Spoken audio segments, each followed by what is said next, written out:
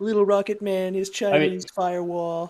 Yeah, we don't call it whatever the Mandarin words for it is. What would you guys call it?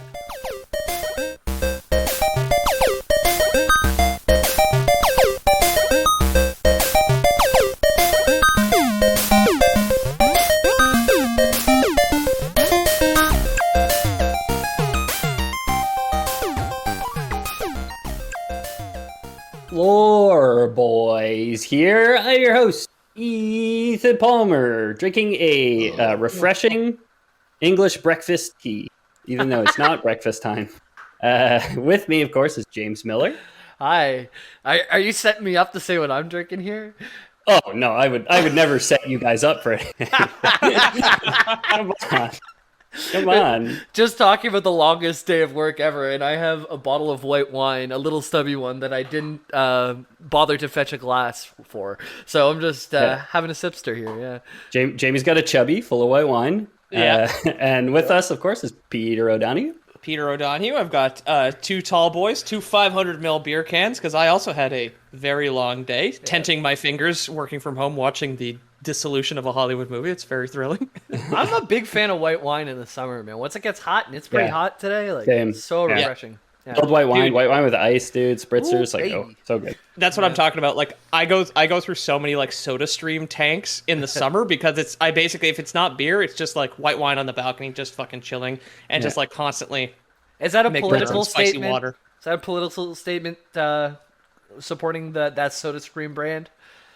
Dude. Non-brand affiliated carbonated water recarbonator. Isn't it? Oh, that's one of the only things like from Israel that we buy or something. Oh, is it? Yeah. it is. When I bought the new bottle because I wanted a second one just so I could make more water. It's got like a suspicious label on it that might as well say "now made without child slavery" and like now sort of thing. It's that. But it was a gift. It was a gift. There's one hummus brand too, like I forget which one it is. That's all I know that comes from Israel is hummus and Soda Stream, and you can put them together and have bubbly hummus. Bubbles. I think bubbly hummus is the worst thing I've ever heard. Depends how big the bubbles are. Big bubbles, I'm a fan. Little bubbles, ooh, scratches me. Yeah. I'm okay with spicy hummus, but the fizz means you just can't chug it the same way. You get to put the straw in it, and, like crack it around the rim of the bottle, and then you got to do the twister for your hummus bottle. Yeah. So thanks for kicking us off, guys. We are, of course, doing a patron request, which was Hummus Lore this week. So now, as the listeners know from the title, it is going to be Magic the Gathering lore, specifically Kamigawa. Officially, the request comes from Magnus, because he's the one who put it in the Lore Request sub-channel on the Lore Boys Discord. Check out the link in the description of this episode if you want to join. But shout-outs to, Jester, Bison, and Flohican have all separately kind of discussed Kamigawa, and most specifically the new expansion, which was the Cyberpunk expansion called Neon Dynasty. Okay. Which so this one just flew through the Senate with like all the approvals from everybody who needed to vote on it. Well, that's the thing about the Senate, right? Is there's like 3 or 4 key people who whatever they decide kind of decides what the entire thing votes. So yeah, it's cyberpunk theme, like battle music, that intense music that's happening. But it's just like big guys sitting around a chair and folding tables with their ass cracks showing. I'm excited. Yeah, some of them have like, cybernetic implants like at the top of their ass crack that you can see like the chrome sticking out. Yeah. Cybernetic do you think you could get like a cybernetic enhancement that like pulls your pants up for you, like an anti-plumber's crack og? Just a tiny little arm that peeks out and pulls it up every once in a while. Yeah, like a clothes peg. Yeah. Well, the winch would be for like the people who don't have the money for the good one. Otherwise, it would just be like a little clip, kind of like the rear clip, the single clip on suspenders, and it just like runs up a rail on your spine. I was thinking you just screw in like a little hook onto the back of your spine, and then when you pull up your pants, you put them on the little hook, and then they're out. Yeah, that's even like lower sci-fi augmentation. Some of us live in 2022. James lived in 2016, baby. Yeah, he's living in 1925 because it might as well just be like that elastic that holds your fucking socks up. Yeah, it's the simplest inventions that go the farthest. Yeah. Yeah, so I was super hyped when it was mentioned in the Discord. I really wanted to read about the Cyberpunk expansion called Neon Dynasty. I didn't get nearly that far, so we're starting with old school Kamigawa, which I guess will set the base for either a Neon Dynasty episode in the future, or if somebody just do their own reading, this will at least give you the background of the world of Kamigawa. Cool. Please no reading ahead. Do not read about anything that we do not talk about on the show. Exactly, or just you legally have to forget it after you read it. Right. Yeah. Right. Yeah. So. I mean, I guess we looked it up recently. Magic the Gathering is the topic that we've covered the most, and every single time we do a crash course at the beginning about what people remember. This one's going to require a lot less refresher because we don't talk about a single planeswalker. As far as I know anyway, all the people that we talk about, they're at least not planeswalkers yet. I'm pretty sure the set released before planeswalkers were canon, I guess. So before kind of the Planeswalker Spark and all that stuff that we've talked about in past was canonized. So this was originally came out in like 2004, 2005. I'm saying this with a lot of confidence when I didn't look it up and didn't write it down, but I think like mid-aughts this came out. But so I mean, Magic the Gathering, there's 5 color types, right, which correspond to specific lands that you use to summon monsters and stuff and fight.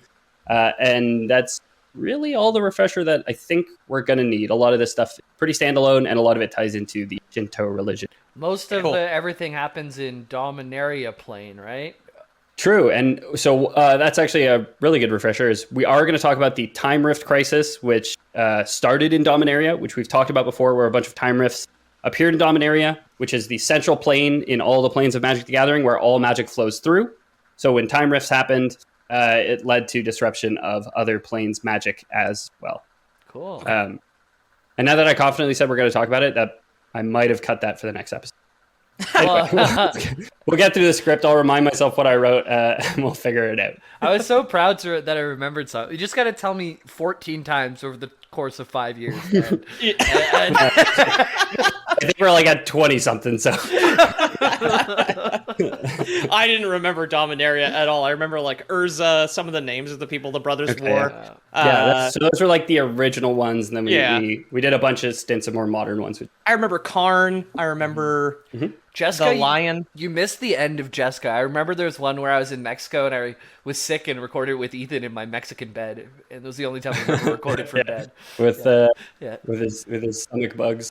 Yeah. Oh, when you had amoebas, that's true. Yeah. My little friends who lived inside me and turned my insides to water. Yeah. Not yet. Oh my god. Amigo amoebas, we call them. Yeah. So the plane of Kamigawa is one made of 2. That of humans, known as the material world, and that of great godlike spirits, known as the spirit world. So the realm is based on Japan, from feudal lords known as daimyo of days gone by to the fictional cyberpunk future of a Japan filled with kawaii robots who will pose for your selfie before oppressing you for the state. Oh, Japan. I've heard of that. That's in Shenmue, right? That's where that comes from? Yeah, exactly. It's Ghost of Tsushima is actually invented Japan. Okay. So the name Kamigawa comes from Japanese. It means literally river of the gods or divine river. So the word kami in Japanese is often taken to mean gods, though it's more nuanced than that kind of interpretation of divinity, where like it's more like a very like fast flowing river could be a kami, when like in more Western circles we wouldn't consider it necessarily a god, while at the same time, you know, an all powerful being who rules over the sun is also a kami, right? So it's more just meaning like divine presence than literal god, I guess, or personified god. Yeah, there's that. I don't remember the dog's name, but there's like that painting dog game called Okami, which is like which is, I guess it's like the suffix that is like it specifies that dog is divine. Painting dog game. What was that? Yeah, you don't remember this? No, it's Amaterasu. Yeah, it's Amaterasu. She's a wolf that paints and fights with a paintbrush or some shit. Yeah, that sounds cool. I would have liked that. Yeah, it's called Okami. Yeah, I think you can get it on PC or PS4. I think they ported it up. Oh yeah.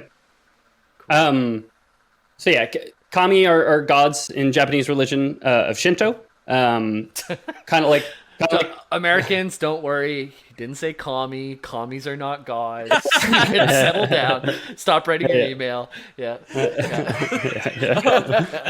guy on YouTube's gonna get all mad at us again. Take it. Come on. Lean back, dude. Unlock that caps. Come on. We're fine. We're all friends here. So Mount Fuji, which, rears its peak over Tokyo, is regarded as a kami in Shinto. It's specifically that of princess. Wait for it. Konohana Sakuya Hime. Wow. Nice job. Well, I mean, let's go through some of these and just laughing at how, like, on the last 3 episodes, I've complained about, like, bullshit fantasy names and being like, maybe I'm just, like, bad at names. Well, now we've switched languages. I think you could be an expert on English names, but yeah. Sure, yeah. I can say Brett, let me tell you. Yeah. Or Greg, right? Yeah. Greg and his bonkles. Hey, Josh, fuck you. I wonder how many Joshes I hit with that one. I wonder. We'll find out later. Yeah, if you're Josh, crunch at us. Yeah. Tell Jamie to fuck you. So on Kamigawa, far away from many of the other planes of Gathering multiverse, it's like very much the far east of the multiverse, I guess, in a lot of senses. A lot of living is built around the interplay of these spirits and humanity. So the plane split, into 5 pieces in one direction and 2 pieces in another direction, like a cross section. So in the 2 directions, we have the Kakuryu or Reikai, which is the spirit world, and we have the Utsushio, where mortals live. So the mortal world and the spirit world. Okay. In the other direction, we have split into 5 geographical areas. Uh-oh. You guys might recognize that number. 1 for each color of magic. No way. Nailed it. Just keep throwing it out there. You're gonna be, a broken clock is short twice a day or whatever. It is. All the colors of the magic. So the red, exactly, blue, green, black, white, and yellow. Yeah. That's 6, but unless you're counting white and yellow as a single color. Yeah, there's no yellow magic. 5, and then when they were like extremely popular, they released the Pikachu brand of land. Yes. For the fact, yeah. When are they gonna bring the 6th magic, anyways? I mean, they have colorless, which is like a canonical color of magic. So okay, technically. So 1 area for each color of magic. Each of them has a dragon spirit loyal to the mortal inhabitant. Cool. So we're going to go through the 5. I pasted you guys a map of Kamigawa. That said, don't take it too literally. None of the directions make any sense. It's more just to give you guys an image of... the central one is going to come into play, is probably what we're going to talk about the most, and then we're going to talk about the jungle areas. It's a very interpretive watercolor Japanese painting of a fantasy continent. So yeah, I can't imagine they had a proper view of this place when they painted it. It looks like it would be up in a restaurant. It looks like if they took the top left corner and drew a line to the bottom right corner, it's just like a flipped image of itself. There's exactly. Yeah, there's like a tower right in the middle on the left and right side, or the whole vertical strip of the tower kind of looks deserty, and then 2 vertical strips next to those look foresty, and then 2 vertical strips next to those look mountainous. Yeah, so you could just fold the paper in half and it would be kind of the same on both sides. Yeah, the geography makes sense though. The desert in the middle being kind of surrounded by mountains, nowhere near an ocean. Definitely, that stands up for as much as I know about Pangea. That looks right. It looks like if it stopped raining, they'd run out of water because all of their water flow into 2 giant pits that just yeah. That's a problem that we deal with on our flat Earth, is the lack of fresh water. It always falls off the other side. Yeah, exactly. It just runs right off. So the first up of the planes, and yeah, I only say don't take the map too literally because originally I had directions, relative directions of all the places in my script, and I took them all out because I was like, this doesn't make sense. But so first up of the domains is Kawabara, the Eternal Field, located directly in the center of Kamigawa.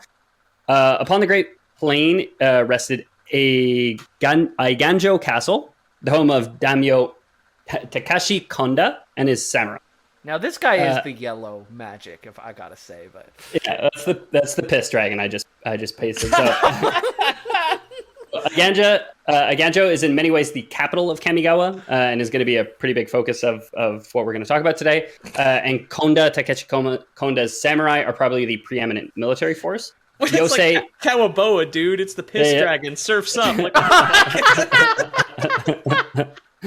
this piss dragon that I've just posted for you guys is Yosei, the Morning Star. It's the dragon kami who watches over Tawabara. Oh, God. And piss is so much worse in the morning, too. Yeah, exactly. Yeah, it's much more orange first thing in the morning. Yeah. It's the multivitamins that you had before bed. You know, they're just they're all just getting ejected. Yeah, exactly. So next up is the Minamo Academy. It is a school of spirit and human magics built upon the largest waterfall in Kamigawa. So blue aligned. Minamo is led by the Soratami, literally translated to skyfolk or moonfolk. We've met one before in our Innistrad episodes, Tamio. She was a Soratami. And she's the only skyfolk ever depicted outside of Kamigawa. Wow. Okay. So these people, the Soratami, they live in a city called Otawara, which rests in the clouds above the academy. Minamo is protected by Kaiga, the tides, whom I just posted, who's I guess swimming in Yosei's piss down there, the world's largest waterfall. One of those runs off the plains. Wow. That's a fucking awesome looking dragon. The first one's a little hard to kind of figure out what's going on because he's got a lot of like flying parts orbiting his piss body. I think they're like remoras. No, like they look like little fish that kind of like have like yeah. They parasitic onto him. They clean off the piss that falls out of his mouth. Yeah, exactly. But the second one has like kind of like octopus like squid flaps on the side of its body as well as being like a sea flatworm mask. It's very cool. Yeah. His flaps make me uncomfortable, to be honest, but I guess that's a sign of good art because I'm really feeling it by looking at it. It's evocative at the very least. Yeah. So Takenuma is a large area of swampland west of Iganjo. Again, I clearly forgot to take out the west there. Rife with bandits, rat folk known as Nezumi, and dark spirits known as Oni. There are patches of the swamp that are completely devoid of sunlight. Takenuma is guarded by Kokuso, the Evening Star. This guy, probably the most prad dragon we've seen so far. They're so long, man. If you put all these dragons in your pocket, like by the time you got to wherever you went, they'd be so tangled. So he's got like gimpy little fins and is like powered by steam or something. You put a friggin' celestial dragon into your pocket for like 3 minutes and they come out. It's just like a rat's nest of tangles and knots, dude. I don't get it. Yeah. The logic, man. The Sokensen mountain range is the largest in Kamigawa. Goblin creatures called Aki live with ogre creatures called Obakemono and renegade samurai known as ronin. The mountains are guarded by Ryusei, the falling. So he's very fire aspected. I think it's fair to say, like a shooting he's star. He's actually or a falling star. Absolutely the most normal looking one we've seen. What was he? He's the falling what? We dropped for that one word. He's the falling star. The falling star. Very cool. I think they're all like something star, piss star, evening star. Yeah, we got morning star, we have tide star, we have evening star, we have falling star, and finally we're gonna have rising star. Jesus Christ, superstar. Exactly. Yeah. No, finally we're gonna have rising star coming out of Jukai Forest. It's a thick and verdant wood that harbors both many kami as well as orders of monks who train themselves to be in tune with the nature around them. It has kitsune, fox folk, and orochi, snake folk. So this is where the furries and the scalies live. Orochi's the name of the samurai in For Honor. The really fast, the one that everybody hates playing against. He's the snake. I didn't know that. Okay. Yeah, Orochi's it's like a snake person. Okay. Kitsune is a fox person.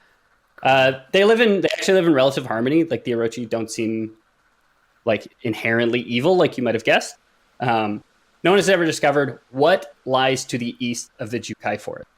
Guys, no one's ever been curious. Just to put the end bracket on it, I looked up if it's actually possible for snakes to get caught in knots. And Okay. it turns out, like, in the wild, we've never seen them doing it. But when they're in captivity or in your pocket, it does happen from time to time. Yeah. Okay. Yeah. Interesting. So Jamie's just Googling naughty snakes while we're so unbelievable. No, I said, Speaking of naughty animals, I think that's also true for mantises eating the males. It's been done in captivity, but no one's ever observed it in the wild. Oh, yeah. I think. I don't quote me on that, but I think I heard that at some point. You've been quoted at this point, dude. You quoted yourself. Yeah. This is all on the record. Just so you know. Yeah, it's just like you're like unzipping your pants in front of a journalist. You're like, this is off the record, right? I don't think the mantis eats the male mantis in the wild. this might be the first podcast I didn't bother to put pants on for. That's what notable, I guess. Yeah. I mean, it's hot. I paused the AC for this episode and I closed the door, and it's cooking in here. Oh, it's very warm. Yeah. So the forest of Jukai is watched over by that last dragon who I sent you. He's also a very traditional looking dragon. Got kind of like spirits floating around him, and he's got like a white like pearl right in the center of his forehead, and that is Jugan the Rising. Big old antlers on him too. Cool. Yeah. That's a template dragon if I ever saw one. Yeah, for sure. He's not getting tangled in your pockets. You see all those bends he's got going on? This is a guy who knows how to get knotted. Okay. Yeah. Imagine there's like hunter mages who go after the like 12 buck dragons or whatever. Yeah. It's like strapped to the roof of like 11 minivans, all like as a tray. Yeah, you got to use like a wider wand with a big barrel so you get a good spread and you shoot them at it. And, Bagged myself a 12-pointer last night. So the stage is set. That's all the regions of Kamigawa. We'll start our story with a young kitsune named Wise Muzzle. Oh, we're going straight into the furries. Straight furries, yeah. Furries. No, it's not going to be furries all the way through, but we're definitely going to. So, okay. Born among his people in the town of Suzuki Village, he was marked from a young age. Young furry had an abnormality. Instead of being born with a pure white tail, as almost all kitsune were, he had a streak of black in his. Cool. This was viewed as an omen of a great destiny, and from early on, Wise Muscle was regarded as one who would change the world. They do that a lot, with like hair colors, skin colors, eye color, and stories. Yeah, just religious, like early age, unintelligent people just finding like meaning in everything, just trying to explain like all the dying that's going on. Yeah. and like being trained very well to pick out differences, right? Yeah, exactly. You're not like the rest of them. Yeah, or you got to see like the differences in the forest line, or else that tiger might eat you, or whatever. Yeah, true. It seems like he wasn't like he was kind of revered for this mark that he had on him. He wasn't like treated with distrust. He was treated with like, more trust. Oh yeah. Like it's not one of the, because I love it when in like some like poorly written storytelling where someone with just like a like this like a streak of different colored hair is like reviled as though they're disfigured or some kind of freak. Exactly. It's just like what the fuck? It's just like two people with different hair color. Yeah. It's Cruella de Vil. Like, yeah. She's got a streak, like a suit made of puppies, but the streak is what they're worried about. So while Wise Muzzle was still young, maybe it was Bader Meinhof Manifest or something else. He made it pretty clear that he knew he was fit for a grandiose destiny as well, and so was like looking for opportunities to kind of learn more, and improve himself. A group of ronin, which they're like renegade samurai, they attacked Suzuki Village and took Wise Muzzle's childhood friend hostage. They were asking for a ransom, which the village could not pay, so the young fox took matters into his own. Are these ronin human? Yeah. Okay. Yeah. These. So at this point in the story, or maybe not precisely at this point, but typically there's like roaming bands of humans. There's not like a ton of like coordinated civilization just yet. We'll talk about a guy who kind of founds the first civilization, which is Takeshi Konda, and we'll talk about where that kind of leads, but. These are like people who've probably been outcast from their own like more upstanding tribes, and now are forced to kind of like go live in bandit tribes in the mountains. Okay. There's whenever my main guild broke up in WoW, we broke off and became Light Treason, and another raid group broke off and became Ronin because they were the rebel samurais or whatever. Exactly. Yeah. So details are pretty scarce. of this time in his life. We have a few of them. Wise Muzzle, was able to rescue his friend from the Ronin on his own. Again, as a child, basically. The village is like, we can't help them. I guess all these, your friends got to die or whatever. So he takes it upon himself, saves his friend. The village elders, witnessing this, bestowed upon Wise Muzzle his second tail. So tails in Kitsune culture are seen as trophies of a sort, I guess, markers of achievements, either spiritual, practical, or emotional. And Wise Muscle wasn't about to stop at 2 tails. He got the second furry butt plug. He's like, I need more. Got to increase my power. He was, for the listeners at home, he was pantomiming a butt plug on camera. I didn't want to say it. I wanted to see which one of you would. I like that though. And like when people have like actual people get tails because their spine are a couple things too long. So they'd be revered and not humiliated when they have that little skin nub at the end of their butt. Yeah, exactly. That's Jamie's dream scenario where he wouldn't be mocked for his vestigial tail. For his tiny ape tail. I walked away from you on camera in my boxers in confidence. With no pants on. Yeah, in confidence. I showed you my vestigial tail.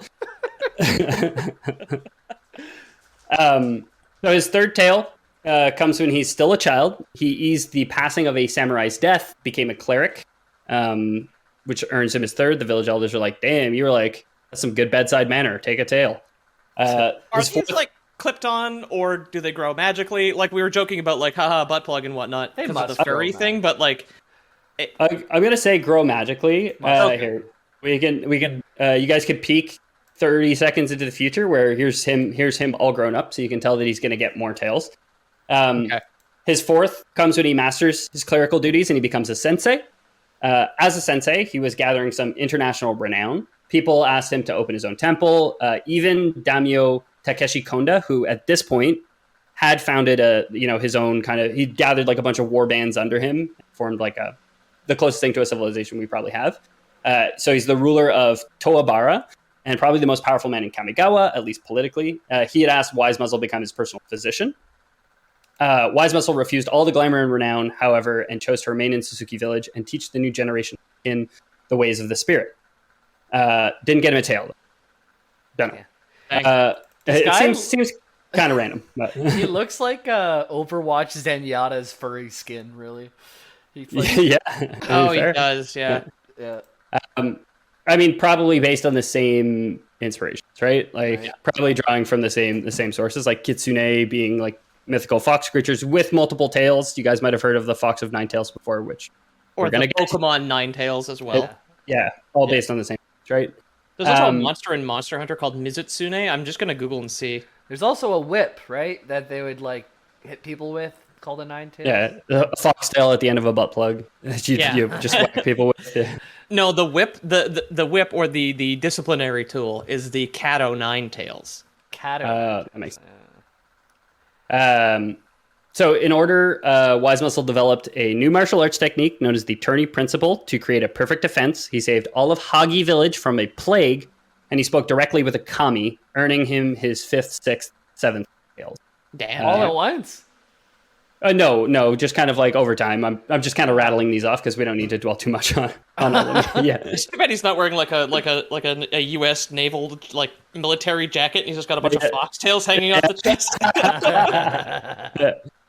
Like Obama, that picture of Obama just putting a foxtail around his neck. Yeah, exactly. Somebody photoshopped it for us.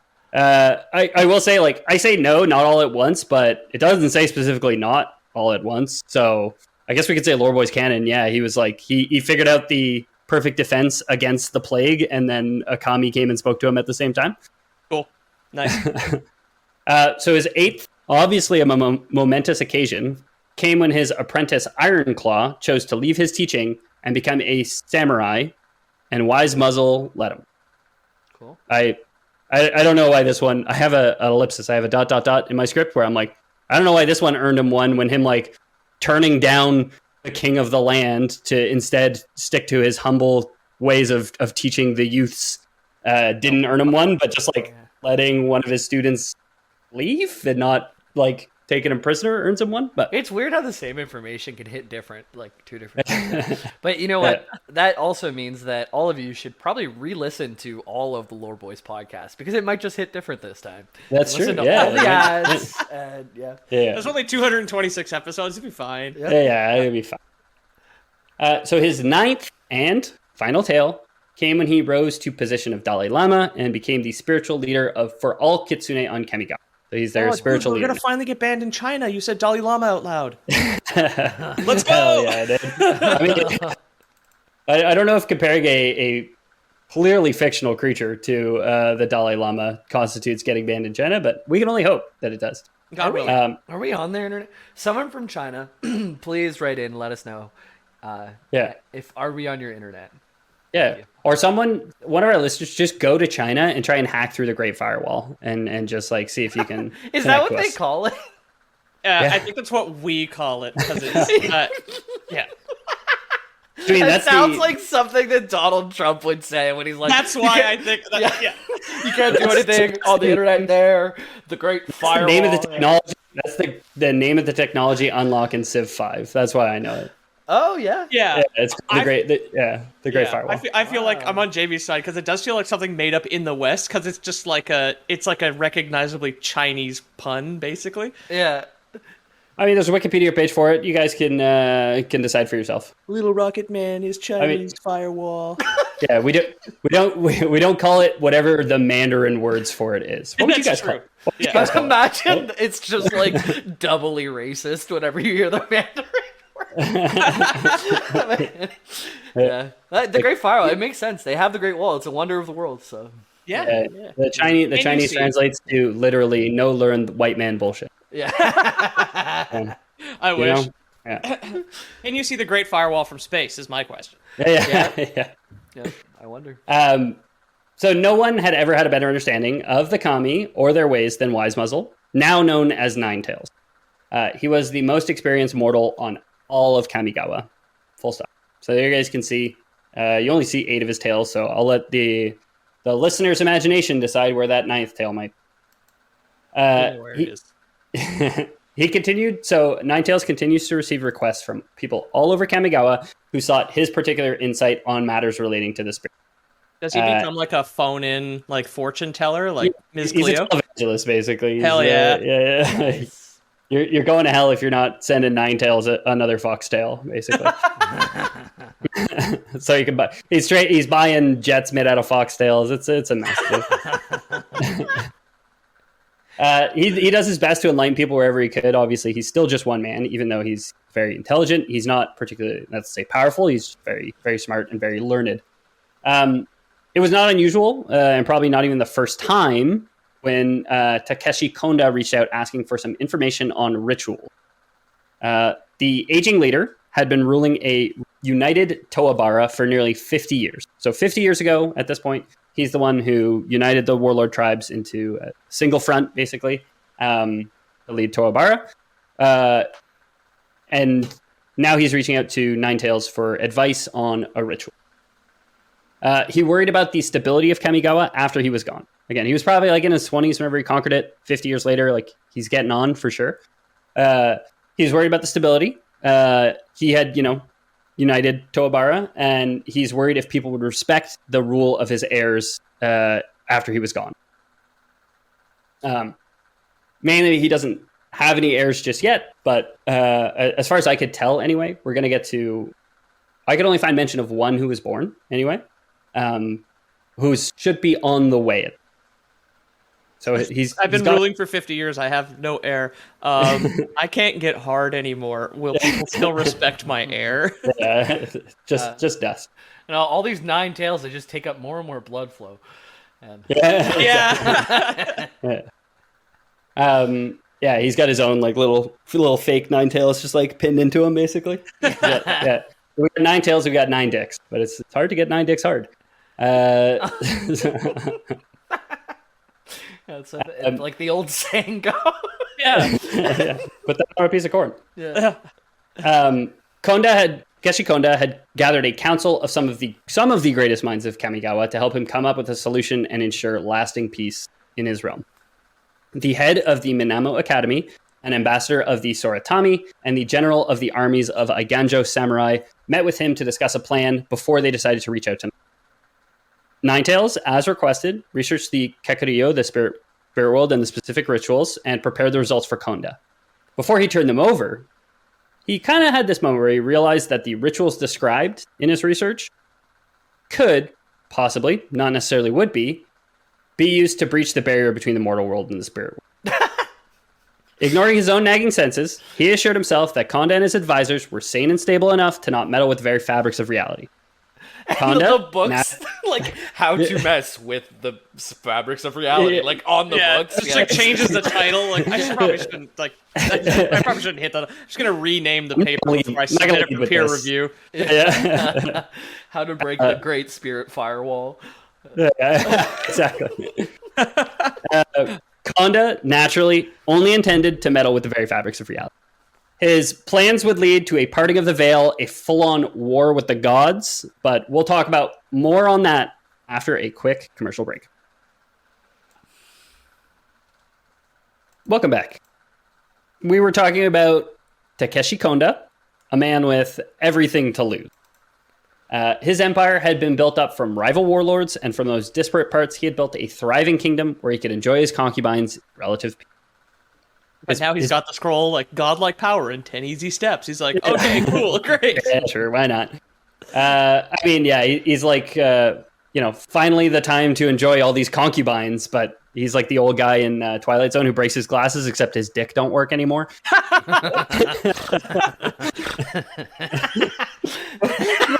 No, it was time. Yeah, he like drops his last Viagra tablet and like gets like run over by like a horse-drawn carriage. Just breaks neatly in half. Like, no, it's useless. His people liked him, and he even has a daughter on the way from his favorite concubine. Oh, good. Takeshi knew that the peace he'd won through battle was tenuous, or at least felt that it was tenuous, and with him not getting any younger, he had enacted a plan. Using the rituals provided by Ninetales, Konda intended to capture a kami and to use its power to stop his aging so that he might live to maintain control within Kamigawa. So he's just a good guy. He understands that nobody can do it as good as him, so he's got to be leader forever. Very normal and healthy. I think so. So he's trying to capture a god to... Yeah. Okay. Oh, essentially. Do we know which one? Is he going after a dragon? I guess you'll get to it. I don't want to get ahead. Yeah, so great question, Jamie. Of course, the great leader that he was, he would need a great spirit to use as well, right? Not just any old kami's going to do for this guy. Come on. So what greater spirit than Okagachi, or the world soul? Okay. So again, not an evil guy, let me tell you. Very, very good guy. So World Soul in Magic the Gathering, we haven't really talked about it before, is basically the sentient awareness of an entire planet. Cool. So just like the essence of Kamigawa is like the one that he's going, basically. Okay. There's only a handful of canonized World Souls. I think there's like less than 10. None is as developed as Okagachi or as like present and manifest as Okagachi becomes. So on Dominaria, good job, Jamie. Gaia is sometimes believed to be its world soul. Right. So that's probably something that you guys are familiar with. Some of the listeners are familiar with from our myth. Our own world soul, isn't it? Essentially. That's the soul that makes it so hot I can't wear pants just because I threw an ashtray into the Great Lakes. Yeah, exactly. That's how that works. You haven't installed your AC yet? The one that you have to control with like an adjustable wrench because the fucking dial broke off? No, I got the one that you gave me. I need to put it in still. I was kind of trying to push it off, but the heat's sticking around, isn't it? Yeah. Yeah. Every time you throw an ashtray into one of the Great Lakes, an iceberg just falls off of Antarctica, basically. Yeah, it's just like Jamie ashing in a lake, and then just like smash cut to like with one of those shots of like 50 million tons of ice like collapsing in front of David Attenborough. So on Dominaria, Gaia is sometimes believed to be its world soul, not even canonized beyond that. On Zendikar, which is a plane we've talked about before, where Emrakul was imprisoned, the Eldrazi, Nissa Revane, the Planeswalker, was able to communicate with the World Soul, though it's never named. Ashaya, the Awoken World, is a card from that set, which was the elemental manifestation of Zendikar's World Soul, not necessarily the World Soul itself. And that baby from that's in the sun in Teletubbies actually is the sun's World Soul. Of the Teletubby plane of the Magic the Teletubby Gathering, team. Yeah. Don't piss it off. Its eyes go red and it could just like incinerate other planets. Yeah. Exactly. So now we've got the ruler of Kamigawa looking forward to like consume the world soul of Dipsy, one of the Teletubbies. Basically. I remember it being like a rumor when I was a kid that like even my dad was saying like, you know what, the purple one's gay. It has a purse. It's like we all did that. We all did that. Okay. Why do people care so much about this? If you're, I remember that was a playground myth that I think it was like some manufactured controversy on we'll call it Ox News probably. Tucker Carlson's dad. News. Yeah. Tucker Carlson's dad. Yeah. Just instilled it into him. Like don't let back in the day, our costume characters used to be straight. Not anymore. Let's be real, okay? Tucker Carlson's father never spoke to him. That's why he's how he is. That's the issue, right? Yeah. That's why he is who he is. Guys, okay? better be He wasn't careful. loved. We're gonna get woke comments on YouTube again. We gotta be careful. Oh, dude! Okay, we had like the Mars bar and like the green M&M being a dumpy pig now. Next up to be featured, we got to get on Fox, guys. We'll like we're fucking up society in some way. Yeah. All right. Yes, please. Yes, please. According to our YouTube comments, anyway. Yeah. I'll be the gay one. I'm the only one who's not in, like seeing girls right now, so I'll do it. Right. James the purple Teletubby of the Lore Boy. Yeah. Unmarried, no children, no explanation. Yeah. I'm just in my vestigial tail. I mean, there's a lot of layers. Yeah. I'm in my basement apartment. I've got a husky, so I need the vacuum with the googly eyes to help me out with all this hair. Yeah.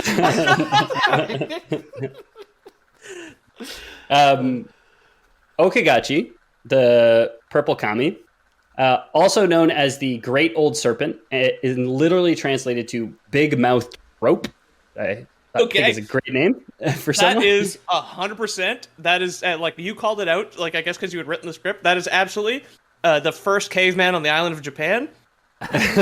Named it that. Big Mouthed Rope. So the Great Old Serpent, he is the first kami. He's known by a handful of other titles, such as the Great Kami of All Things, the Soul of the World, the Most Ancient Kami, the Kami of All Kami, the Ultimate Guardian of both realms and the boundary between the two worlds, the Kami of the Veil between worlds, and finally, the embodiments of both the Kakuryo and Ushushio.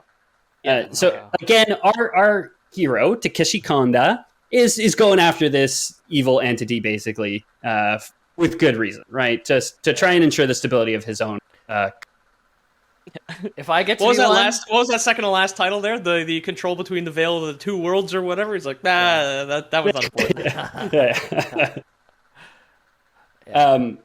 The Soul of the World, the very first kami, and as old as the plane itself, would be the final target of Konda's raid on the spirit world that he would use Ninetales research to achieve. Takeshi Konda and his followers entered the spirit world and tore the heart out of the Okagachi, taking from it its very divinity and brought it back to his own realm. On the night of his daughter Michiko's birth, Takeshi reached into the Kakuryo and stole Kyodai, or that which was taken from Okagachi. Michiko's birth saw a huge influx of spiritual energy into the world, providing the gasoline for Takeshi's inferno of a crime. So basically created a ritual out of his daughter's birth that he used to pierce into the spirit world and rip out Okagachi's heart, which I have pasted for you guys in the chat. That is known as the one, that which was taken, or the taken one. It's one of the coolest things I have ever seen in my life. I knew you guys would like it because I also thought it was extremely cool. Yeah. You guys want to take a stab at describing it for the listeners? It's maybe one of the more challenging ones we've ever had. It has 3 faces with like an orb hovering above it, and that's like a really small part of the picture. And then there's almost like fractal spires coming all the way down the ridge of its back, and it has like furry arms and stuff. It's a dragon, right? Yeah. It's still a dragon. Yeah, it's essentially the dragon. This image makes it kind of look like a horse, I find, where its face kind of looks horse-ish, but I think it is intended to be a dragon. And then where its eyes would be, it basically has 3 human faces. And it's like the setting even, it's like trees and rivers, but the river's weirdly reflective of like this what looks like a mechanical dome that's all around it that's like black with like red pulses going through it. And yeah, it's got some vibes of like the Emperor on the Golden Throne from 40K, where it's just like clearly like plugged into this apparatus around it kind of thing.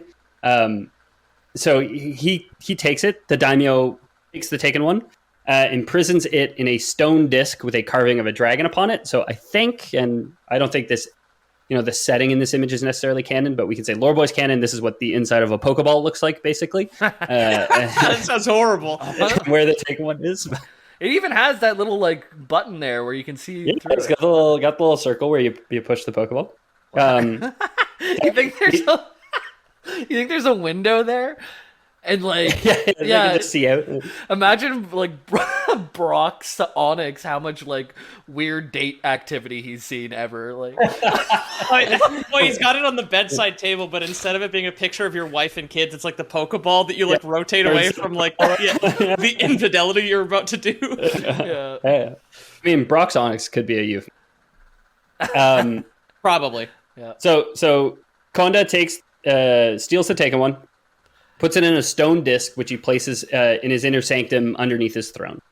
From it, Takeshi receives immortality and foresight, which he may have wished he had beforehand, and he may want to start using anytime now. Because as we're going to see, I don't get what his gift of foresight really was with everything that's to come in this story. I keep having these dreams where ripping the heart out of the planet was the wrong thing, and he just never brought it up, right? Guys, we've seen That's So Raven, right? Which everybody in today's days must relate to.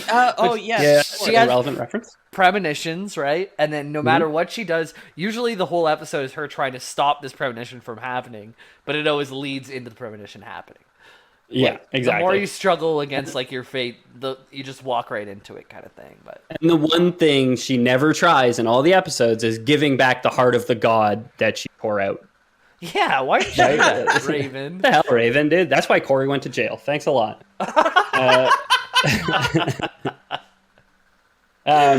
When Tails realized what had happened, what his research had led to, he took a knife to his 9th tail and would become forever known as 8 Tails.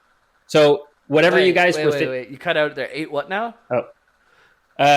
You want me to just take it from the top? Just 8. No, just 8. The name just 8. there. He became known as 8.5 tails. 8.5 tails. Okay, he didn't lose the whole tail when he cut it off. So any of you perverts who were guessing where his 9th tail was in an inappropriate location, you're disgusting. That picture that I shared with Jamie and Peter that you guys did not see is actually of 8.5 tails, was the name printed on the card. Oh, I see. So, okay. He's cut off his tail at that. There's a bunch of weird stuff you sent here. You sent me a link to Kami Shot compilation. I'm not sure what that is. That's the Patreon bonus content, so save that one, okay? It's going to get a little blue.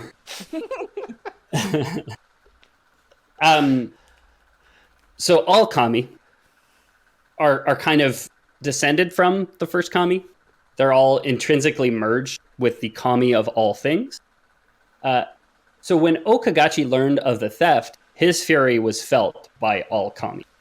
Okay. So they're all pissed. This Kami struck back at the impudent mortals, and the Kami War began. Okay, yeah, it's like, I mean, his gift of foresight is just like, I stole the sun from the sky and other Teletubbies want me dead. Yeah. Yeah. Somebody went to America and cut the penis off the president of the United States. Now all Americans are mad. You know what I mean? What? I wonder if that's ever happened. Remember the Canadians got the White House? I wonder if we did that too one time or another. But Yeah. We cut Andrew Jackson's dick off. Okay, so you're welcome, world. Didn't he kill a guy in a duel? He's insane. Yeah, he had like pellets from a shot in his chest his entire life. Like someone shot him first, and then he shot second. Duels. Yeah, he loved fighting duels, and that's what he used to do. Is he would always let the other guy shoot first, and then he would kill the guy. You just take a shot in the chest, like a video game character, and then go next. Yeah. Also, one of the worst human beings to have ever lived. Yeah, I think I knew like that was the trivia that I knew about him as a foreigner. Yeah. Trail of Tears. Trail of Tears was Andrew. So. You're gonna be evil. You better be tough. Yeah, exactly. That's what that song's about. Exactly. So the Kami War begins. Kami are going at humans, not happy with the fact that their great Kami of all Kami's heart was taken and its divinity was taken. Takeshi would seldom take to the battlefield himself. He was enraptured by his divine prize and spent his days basking in its presence, imagining a world of glorious peace, all while mortals died in droves outside his castle wall. Like the One Ring, he's like addicted to the power sort of thing. It's magic death, that sort of thing. I mean, yeah, I would imagine that if you could behold the heart of a god, we'd all probably get a little swept up in the moment, right? Yeah. And now he's immortal, so he's got all the time in the world, right? He's like probably just instantly loses all concept of time, basically. He felt the warmth of the Teletubby son's fingers, chubby little fingers, like wrap around his index finger, and just like he's just so enraptured by being a new dad. So enraptured he became gay.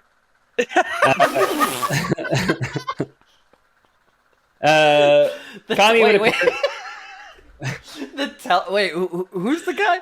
So the Teletubby made the evil emperor. The Teletubby son made the evil emperor gay. Is that what happened? So the purple one in that case has now witnessed the face of God. Okay. Yeah, okay. I was saying if you could ever behold the face of God, you'd probably turn gay too. Okay, yeah. Right. Gay for God, gay for Jesus. That's me. You know, the G is for God. That would be a great T-shirt, though. Eh? Gay for Jesus. Like, I guarantee it exists. It must exist. Yeah, I feel like that's from something. Yeah. So the Kami would appear sporadically throughout Kamigawa's mortal plane, wreaking devastation where they went, while the general population actually remains pretty ignorant of what Lord Konda had done. They merely saw their ever-powerful leader with a new power unto him, having mastered the secrets of immortality. And, I mean, from what I could tell, nobody's like, oh, this guy, like, definitely is the reason all these Kami are suddenly appearing after, thousands of years of peace with them. And attacking us. It's definitely because our king is now suddenly immortal. Like, that's right. I couldn't find anything explicitly saying that was the case, but I like to think Lore Boys canon. There was a good amount of people who were like, yeah, no, it's bullshit. Our political system sucks. You get I think our leader should be elected, not just the giant child baby sun in the sky reaches down a tiny little baby hand and wraps it around somebody's finger and they get divine right to rule. This is bullshit. Pete already got the Gay for Jesus shirt up in the boys chapter. It's 26 Canadian dollars on Etsy. You can buy it now. All right. On next episode. All three of us wear the same shirt. All in boxers and all in Gay for Jesus shirts. Yeah. So killing a Kami in the material world doesn't seem to have a lasting effect. They just rematerialize in the spirit world and then eventually make their way back to the material world. Stamp their feet, go, foiled again, and then exactly. try and rematerialize. Yeah. The war rages for years. Throughout it, all of Konda's forces fought where they can, but as you can't actually kill Kami, you can only banish them. It's pretty doomed. Even if a Kami kills, even if you kill 1,000 Kami and that those Kami kill one human, that's like net loss for you guys, right? Yeah. I think there's probably an actual number higher than that because you can reproduce fast enough, probably. But you're assuming that a Kami takes 18 years to rematerialize? Well, I pictured you have to get killed. You have to conceive a child. And then that child has to become fighting age, even if you want to give him a comically oversized helmet when he's 13 and a spear way too big for him. And the Urukai are at Helm's Deep Skate. Oh, exactly, yeah. It takes some time. I picture it losing all your personal ID. First you got to get your birth certificate, then you got to go get your passport, and the commies every time they get banished, they got to go through all this whatever, and then they popped out. It probably takes a couple months for them to get out, I got killed in the material plane. My wallet was on my physical body, so I don't have my Medicare card. But I can't get my driver's license without my Medicare card, and then that's the only other federal ID that I have. So Yeah, exactly. Well, that's why they say that doesn't happen to all kami, but the kami who bring their like passport into battle with them, those are the ones who end up losing. It's ridiculous. It gets left on the mortal plane, and then it's like, oh my god, I gotta get to the mortal plane. They're like, you can't get to the mortal plane without a passport. They're like, well, I left it there, so it's a big headache for sure.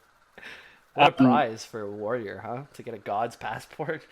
Like, is it on a chain like dog tags? It's like 2 passports and one snaps off easily. I'm picturing like you know how like people would take like trophies from war, like they'd make like a belt out of like ears basically. Or oh, like the necklace of passports. Yeah.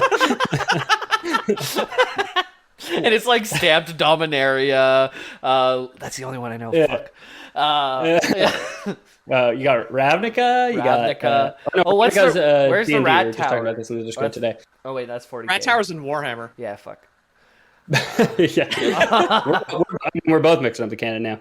I mean, there's Kamigawa, I'd say, because these guys don't seem to necessarily have the ability to planeswalk anyway. So they would just say like Spirit World, right?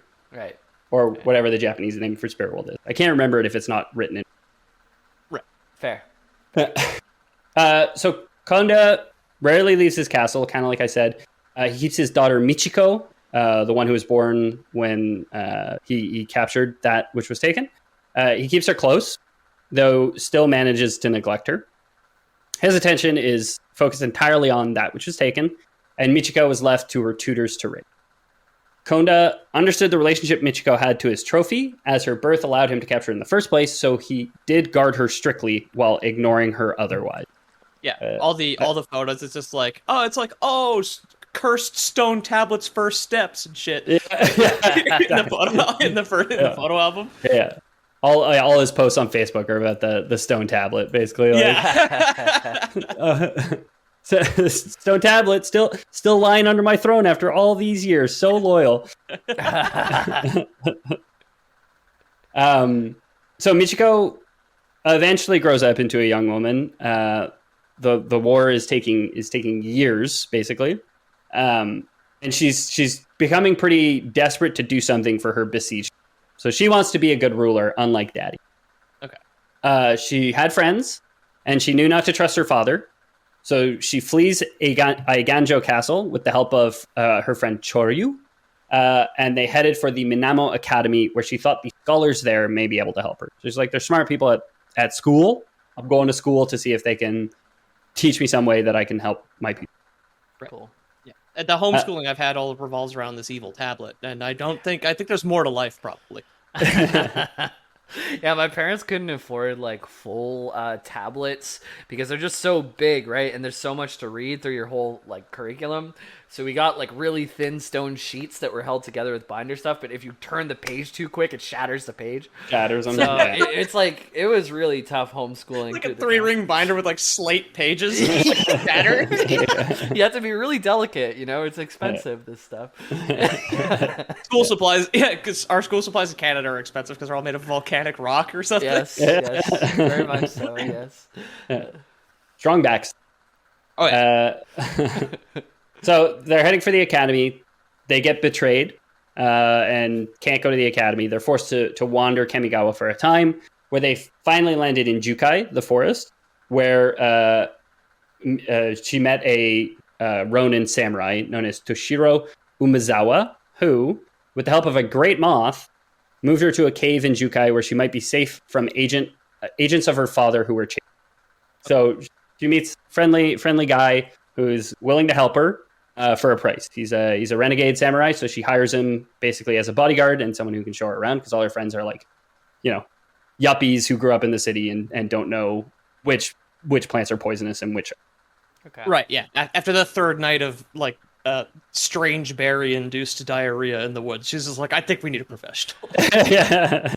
Of little amigos. Yeah, exactly. They're full of amoebas. Yeah. Guy rides in on a giant moth and is like, oh, I heard you might be in need of a bit of help with just like poison mushrooms falling out of a bag in his back pocket. So his name was Toshiro Umazawa. You guys... I'm sorry. I'm picturing the logistics of everyone driving around on giant moths and them having to remove all streetlights. Because... You can't fly it. That's the thing, right? Yeah. You got to train your moth not to fly at the giant Teletubby baby in the sky, and once it knows that, you're usually pretty good, right? Right. It's actually the Great Plain that in Torobara, they all kind of fly on giant moths like all the warriors. Very cool. They're cool. They're mounts and steeds. So Toshiro Umazawa, you guys probably don't remember. Maybe some listener does remember. One of our previous episodes, I don't even remember which one. I think it was not Elspeth, sorry, but Jamie said it earlier. Jeska. Jeska, yeah. I think it was Jeska 3. Jeska removed. Or maybe Elspeth 3. Anyway, it's one of our third episodes, I think. Tetsuo Umazawa bested Bolas in single combat. He's a descendant of Toshiro. So this is like the setup of a noble lineage of Kamigawa warriors. But Nicol Bolas is like the magnetic dragon, is what we call him on the show. But one of the most powerful beings in existence. And this guy's descendant ends up beating him in single combat in the plane of meditation. Absolutely insane. Yeah. That's Would that not have happened in like the Johnny Goldmane one? Isn't that when? Because doesn't he? That would have been Elspeth then, right? Yeah, because Ajani and Elspeth, like Ajani was part of Elspeth's storyline. True. Yeah. Okay. So yes, to answer your. Okay. So while hiding, the two were found by a kami named Moki, the smiling kami of Crescent Moon, and this guy's super minor character, but I included a picture because he's a great looking guy. He does not look trustworthy whatsoever. He looks like a Dark Souls thing that you'd like come over the ridge and he's just sitting there. Sixth Read of Catalina or whatever was exactly what I thought whenever I saw him. Like he's like this big chunky round guy, all blue, just like corpulent flesh, and he's like smiling uglily in front of a crescent. He's smiling? Where's his face? Oh, he's looking at us. Oh my god, that makes it worse. I thought he was looking away. No, he's looking side note here is I was like, oh man, these guys don't even need me anymore because Jamie hit all the like hot points I wanted to talk about with the soul of the world here, like all the crazy, like the ivory pillars and the golden discs and all this stuff. I was like, Jamie's got at least one artist bone in his body. I was proud of myself. Thank you for noticing. Yeah, but it's just, and then it's like this guy whose face is clearly visible. You're just like, where's his face? It's pretty small on my screen. Maybe I have a smaller screen than you or something. Right? Like the picture's only this big. Yeah, it's our lowest resolution one. Again, super minor. I just thought he was a funny little guy, so I wanted to include. Yeah, he's a chubby little blue guy. He looks like a bunch of stacked blueberries, honestly, with like a goofy face on top. Yeah. He got rejected from the Blue Man Group for being too chunky, and he's since turned to. He'd run out of breath when they were like drumming through paint and shit. He is also American propaganda. What's his name? Smiling commie of the Crescent Moon. Like, yeah. One of your neighbors might be a smiling commie of the Crescent Moon. Report them to City Hall. So Moki showed Michiko the truth of her birth. He gave her a vision of the crime her father had committed. So finally, somebody's being straight with her and at least telling her what the heck is going on. Hello. I brought your baby photos. As you can see here, your father used you to reach into the soul of the planet. the soul of the world soul, and take out its heart. So Moki had plans for the mortals. That's why he's sharing, and he bade them approach another kami.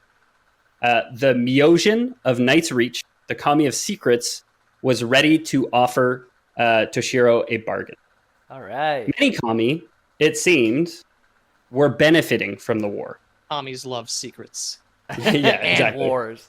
Yeah. So all espionage. Some of them, it seems like, are doing pretty well in the with the war going on. Oh, okay. Moki had gained the ability to enter the mortal realm with the weakening of the veil. Previously, he'd been kind of relegated to the spirit realm, while Myojin had unlocked the ability to travel across the multiverse.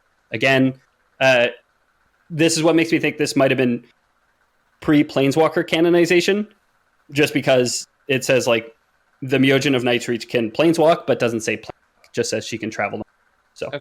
Yeah, she's Dick Cheney. She's benefiting from the war, basically. Yeah, I mean, I shared an image. It does look just like Dick Cheney. So yeah, the distended scarlet claws, the horns, the fur hood. Exactly. not wanting to give up the power to travel the multiverse, because like, hey, if you could go anywhere kind of with the blink of an eye, why would you want to give that up, right? The Myojin of Night's Reach offered Toshi a deal: the power to defeat or escape from any enemy in return for him stealing that which was taken from Konda, but not to return it to its rightful owner, instead to also keep it out of Okagachi's.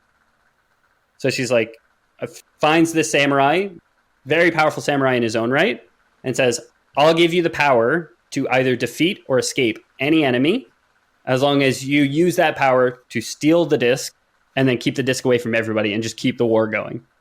Like, keep the veil weakened, basically. Right, okay. Yeah, oh, she is Dick Cheney. Holy fuck. Yeah, exactly. What is it? Dick Cheney of Night's Reach, right? So seeing the power in the Kami's blessing, Toshi accepts. He's like, you know what? That sounds like a favorable deal for me.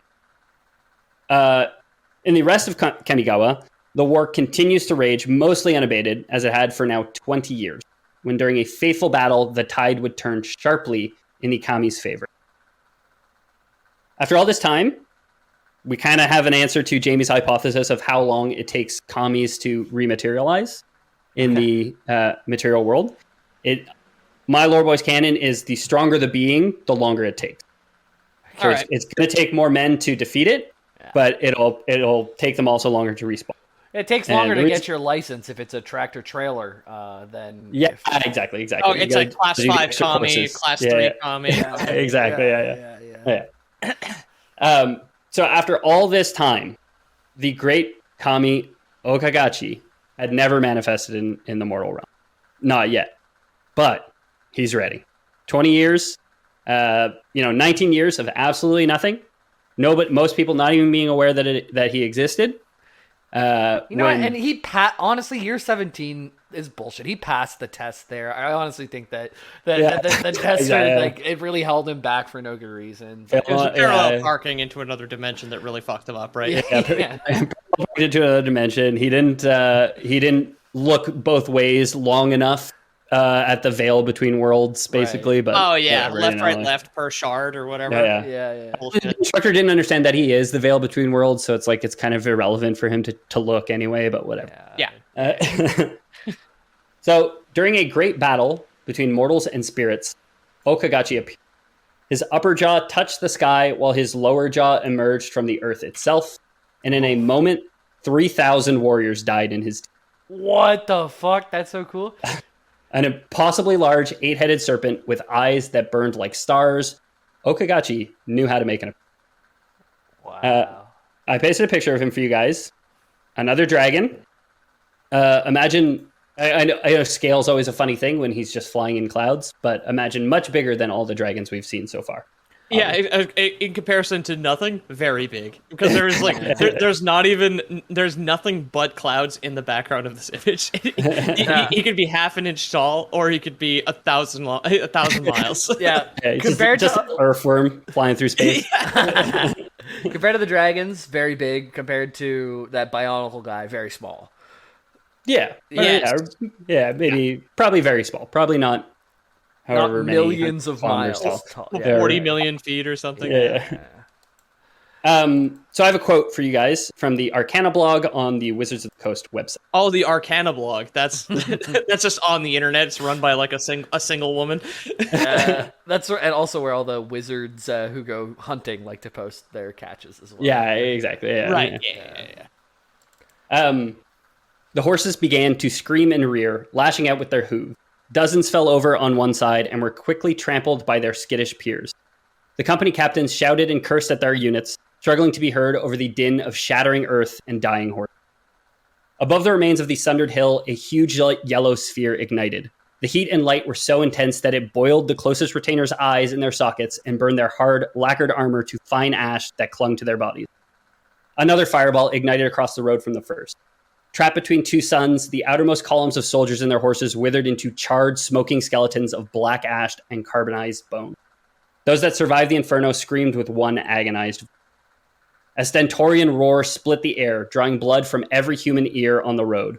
The two blazing orbs spun in place, and the outer layer of flames peeled back like the skin from an orange, revealing two sharp black irises that widened vertically as they gazed down at the... Jesus. The armed men of Hawaito fell quiet under the terrible gaze of those two great eyes. Their breath ceased in mid-prayer, mid-curse, or mid-dying moan. Every living thing below those eyes looked up into them in pure, devastated awe. The Titanic spirit beast roared again. A great shadow rose up past the eyes, casting the area into almost total darkness. Reptilian fangs as big as grain silos materialized as the shadow descended, simultaneously stretching down from above and erupting up from the soil below. The great jaws slammed shut, consuming the road, the valley, and everything. The entire kingdom of Hawaito felt the shock, as did every Kitsune village and Aki Warren for 100 leagues. The monster's head, never fully formed, began to fade as the last of the bordering paved stones along the road tumbled into the gaping wound that had been torn in the world. Jeez. The ground continued to rumble menacingly for a full day and night. Holy shit. So big. Like I said, he knows how to make an entrance. Like, you can't even understand. Like, I watch construction workers and, like, Reddit stuff where there's, like, a pillar of dirt, right? That's, like, maybe 10 feet tall that falls over. And that guy's, like, dead because that's very, very, very heavy. And then you picture entire, like, valleys and towns and, like, that much being picked up altogether. The sheer force of everything that's going on is just, wow. Yeah, I mean, you take a shot at God, you better not miss, I guess is the moral of the story. I'm correct. So the second time Okagachi appears, it appears just south of Eiganjo Castle. So he like makes an entrance into the mortal world at the site of this battle over in an instant. Now it's like appears right outside the King's Gate, basically. The guardian dragon of Konda's realm, Yosai, the Morningstar, the Piss Dragon, attempts to fight it off, but was little more than a buzzing insect to Okagachi, easily batted aside. Fucking get fucked, Piss Dragon. Get fucked, Piss Dragon. It's okay, I was going to write that down. I hear your keyboard going. That one's not going on iTunes. That's a free one. So from the picture that I shared with you guys, he has one like big head and it's kind of surrounded by smaller snake heads, right? Yeah. One of the smaller snake heads caught Yosai in its jaws and ripped him in half, forcing the dragon to flee mortally wounded. So there's your sense of scale. One of the small heads on the dragon ripped apart the big dragon. It's a beat a guy in a 1v1 with your pinky kind of thing. Like exactly. Konda, Takeshi Konda, our hero, our savior of the story, ever full of pride, was unperturbed.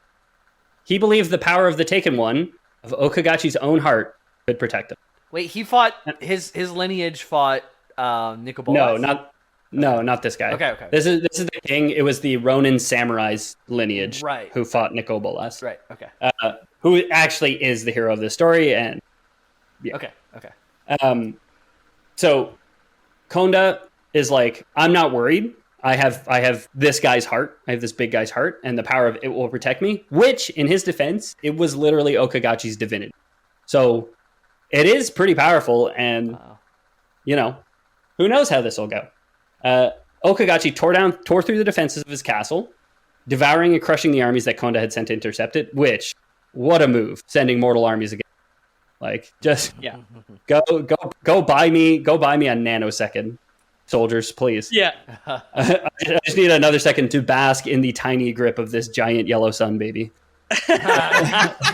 Another second to bask. That's a good sentence.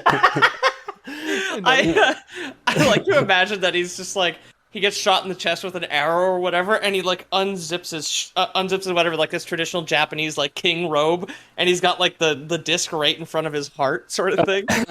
No, yeah, it's he gets hit with an arrow, but it's actually like it just hits the television screen that's right in the middle of his chest. Oh yeah, of course, yeah. He's a Teletubby. Because he's a Teletubby, yeah. So Eiganjo Castle, which had been protected by some of the most powerful spells and enchantments on the plane known in existence for these people, was reduced almost completely to ruin. To top it all off, in the midst of the chaos, Toshiro Umazawa sees his opportunity. Using the Myojin of Night's Reach power, he teleports into the castle, grabs the disc, and flees just as quickly. Oh, not the personnel kid! So just like, who knows how this battle would have gone, but King Konda sure doesn't have his disc. I hope to God that this is canonized to have that like anime like noise where he just like teleports behind him, takes it out of his pocket, and then the exact same sound effect to go away. Yeah. It's he teleports in, and Konda, who's obviously obsessed with the disc, is standing there looking right at it. And he's like, "Hey, what's that over there?" And Konda turns around for a second, and he grabs it and teleports out. Yeah. Basically, Just like forces it out of his hand with like a decoy disc, like he's Indiana Jones. Just like exactly. That's it. Like a official regulation ultimate frisbee puts it there. yeah. But it's got like a little extra weight taped to it because the regulation frisbee's too light. Yeah, too light. Exactly. Yeah. Right, So Konda was extremely powerful. With the power of that which was taken, he was like, he was immortal, and it seems like he remains immortal even after the battle, and not just immortal, but kind of indestructible. So seeing the battles lost, he flees with that remaining power. He's not as strong as he was, so not strong enough to take Okagachi, in direct battle, but still strong enough to flee him and continue running and just keep letting him rampage across the plane and destroying everyone else. There's residual effects to the baby touch, basically. Exactly. You get baby touched enough, and you're immortal. What? Come on, bro. That's not a weird sentence. That's a normal sentence. You get all their adrenochrome. Yeah, exactly. So Michiko, Konda's daughter, would finally be reunited with that which was taken when Toshi decides to betray all the kami he had made enemies of, and he gives Michiko the disc. So Myojin of Night's End or Night's Reach had given him this power, saying like, just don't give it to Konda and don't give it to Okagachi, because those two are going to mess up my plans for being able to travel the multiverse forever and this war just never ending. And he's like, sure, I'll give it to Michiko then. Like he gives it to somebody else, and somebody else who can. Okay. I did what you asked, he said, with like his hands like up on his ribs, basically. Yeah. You know what? I used to love in high school putting your hands on your hips, but then you kind of work your way up until it's like just like really like it's not even a stance anymore. Once you're up at your nipples, really. You tilt your head to one side. Yeah, exactly. So Toshi gives the disc to Michiko. The disc instantly shatters in her hands. Jeez. And her sister spirit Kyodai was finally free. So you guys mentioned on that which was taken's image, the gold dragon with the weird like crystal spires coming out of its back. There was 3 faces. Yeah. Those 3 faces are Michiko's. All 3 of them? Because she's so intrinsically bound to the creation of this thing, because it wasn't necessarily a gold dragon when it was taken by Konda. It seems like it might have kind of manifested when it was tore out of Okagachi into something new, and that something was heavily influenced by the birth of Michiko as well. Okay. Wow. So Michiko and Kyodai together would merge, becoming the Sisters of Flesh and Spirit. Okagachi was no longer the most powerful being on Kamigawa. Though Kyodai seemed insignificant in the shadow of her father, she had once been a part of Okagachi, and not just any part. She had been its divinity, the core of its being. Like I said, he was the essence of his power in a lot of ways, and it seems like Okagachi's power is also like what Konda has, just a lingering effect of having Kyodai within. So separated now, with a form and will of her own, like I said, kind of materialized into this gold dragon, which she decides she likes. She does not want to be consumed into the essence of the great serpent. She's like, I'm independent now. I'm not going back to oblivion, basically. Can you blame her? Okagachi obviously doesn't want to accept that. She wants to keep her freedom and individuality. She wants to save the lives of the people who had set her free after 20 years of imprisonment. So she doesn't want Michiko to die. She doesn't want Toshi to die. She shares her power with Princess Michiko, and she confronts her father. Together, the Sisters of Flesh and Spirit defeat Okagachi. One by one, they attacked its head to drain its power, until finally they were able to tear it from the sky no longer than a garden. So it seems like she just like like essence drains it until it's like kind of what we were joking about. It's a little earthworm snake. Okay, with, like, yeah. I like the 1x1 attacked its head. Like they have a whole army of 10,000 lined up to go thwap, and then go to the back of the line. The next guy thwap.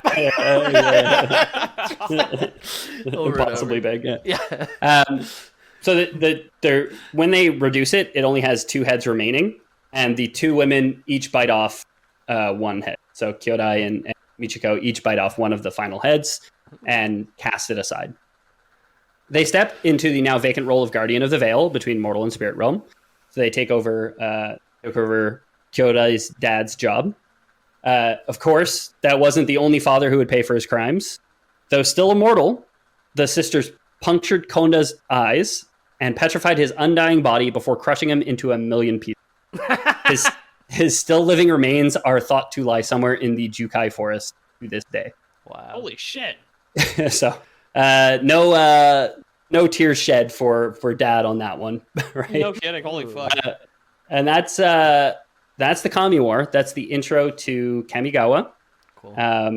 Hope you guys liked it. Thanks for listening. If you like the show, make sure to tell your friends. Leave us a positive review on your podcast app of choice, or just let strangers, let enemies about the Lore Boys podcast. Let the freaking Chinese government know about the Lore Boys podcast. Okay.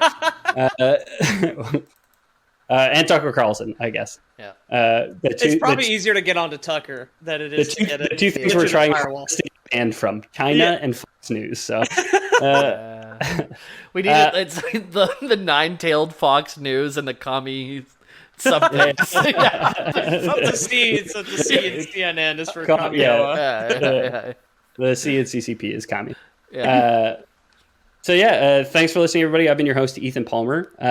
Pete, what's going on in the Instagram and storefronts days?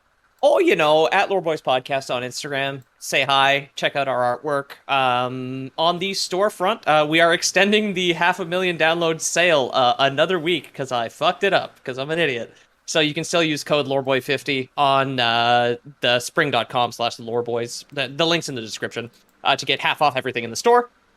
I will fix it before this episode comes out, I promise. Oh, you've committed yourself now. I'm going to do it tomorrow. I got a day. And then, of course, and then COVID permitting, but things are going well, TM. We are going to be at Montreal Comic Con from July 7th to July 10th. 2022, baby. If you could make it, it would be great to say hi and maybe have some drinks afterwards and just whatever. Just meet some people in real life. Yeah, if you ever wanted to crunch at us. Yes, sir. That'd be the place to do it. Montreal is the easiest place. It's the most crunchable location on Earth. Yeah, crunchtastic. Jamie, anything you wanna shout out? Find me in the Discord. Just for example, Magnus, who's in the Discord, just started playing Diablo 2, which I'm playing a lot of. And just by him being in the Discord, I knew he was playing, so I gave him like a Tal Rasha's mask, set him off for the perfect set for his sword. I gave him a bunch of starter gear and some stuff to get him started. So, there's benefits. You get in that Discord, and if you're playing the same game as me, I might just help you out, especially when no one else wants to play this 21-year-old game. So, Daddy may shower you with riches. Yeah. He might just help you. And also, if you wanted to help him out and give him some cool stuff, I'm sure Jamie wouldn't say no. Some Wartrav's boots wouldn't. I kind of need them, but anyways, yeah. And if you guys like the show, want to support the show financially, we do have a Patreon. That's patreon.com/theloreboys. We have a couple different tiers. You guys can get the script for this episode, including all the artwork that was mentioned on it on one of the tiers. We post those every Friday. I want to say. Okay, with Friday. A lot of confidence. You'll get all the loser totals, the one that you guys could hear my keyboard clacking away to write down Get Fucked Piss Dragon. That comes out on Patreon every week as well. Sure does. So you guys can take a look at that. If you guys can afford it, of course, please don't give us any money if you're deciding between us and eating. I know it's a hard choice, but it's the wrong choice. And if you guys, of course, don't trust Patreon and don't feel like giving away real money, we do have Lore Boys Prime, a service which we've always offered. And we, as always, need your guys' help. We are gearing up to go to war. Peter did piss off God, which kind of sucked for all of us. Happens. But, we're waiting for somebody to take the blame, or we're looking for somebody to take the blame for 20 years. 20 years, and then Pete will come clean. And after that time, you'll be exonerated, and you should be freed from prison, right? After Bring a light book or something. It's kind of like a DMV. Yeah. You're gonna end up waiting for quite a while in this like purgatory department of motor vehicle, where it's just you take a number, but the ticket is blank basically, or you take a number and you always end up going to the wrong counter. So you get like H8 or whatever, and you go to the H counter and they say no, you need a J ticket. So you go and get a J ticket. And you go to the J counter. No, you need an I ticket. Your H8 just spelt hate at the beginning. I don't know if you noticed that. That's pretty cool. I didn't. Yeah. Dang it. I've been playing a lot of Diablo. There's a demon of that whole thing out there, but yeah. Oh, Demon of Hate, true. Yeah. Or Lord of Hate, as he's more accurately known. But yeah, so if you want to volunteer to be responsible for Peter's crimes, which we won't list out too much, I'll just say that he did piss off God with this one. Then please crunch at us. You can do it in person or at Comic-Con. I almost said BoyCon, but that's not true. BoysCon is our imaginary convention. That's what's gonna happen the hour that Comic-Con closes and we're set loose upon the city of Montreal. It becomes It's BoysCon, baby. Yeah, exactly. Yeah, I mean, if there's a good turnout at Montreal Comic-Con, who knows? Maybe we do a little get together and call it BoyCon or something like that in the future. So turn up if you can. Freshen up your passports. We'll probably try and do an actual BoyCon in the States somehow, but who knows how any of this stuff works, guys? We're idiots. That would be cool. That would be cool. So let us know if you want it. Oh, we're also prepping a mailbag, so send us your emails. Yeah. We got a lot of stuff to do, huh? We got so much stuff to do, dude. We got so much stuff to do. You guys are so busy. I've been playing like a ton of Kingmaker. I don't have any time. Come on. That would constitute a Lore Boys. Lore Boys. Oh, goodbye. Out.